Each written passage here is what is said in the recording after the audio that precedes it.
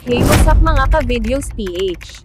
Gabby Garcia bilang isang beauty queen pinusuan online.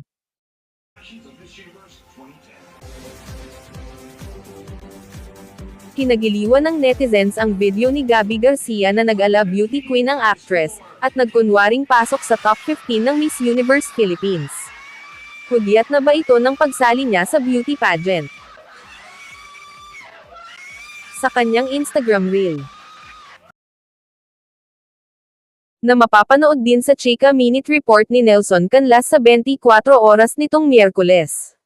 Makikita si Gabby na tila, in her beauty pageant era, suot ang isang red swimsuit na may kasamang sarong, isang national costume, at isa sparkling na emerald green na evening gown. Dahil dito, maraming netizens ang napahanga sa kanyang IG Reels. Ngunit paglilinaw ni Gabby, "Charot, next time na yan, host lang ako. See you Miss Universe Philippines." Pag-anunsyo ang Sparkle actress. Isa si Gabby sa nakatakdang mag-host ng Miss Universe Philippines Coronation Night na gaganapin sa Miyerkules ng gabi. It's my first time. Nakaka-excite, at the same time syempre konting kaba. It's one night where everybody's really cheering for women, so I would love to be part of it, ani ni Gabby.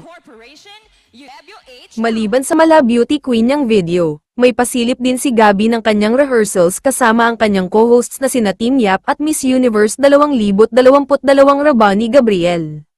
Makakasama rin ni na Gabby sina Alden Richards at Emmy Award-winning producer-host advocate Jan Niemay.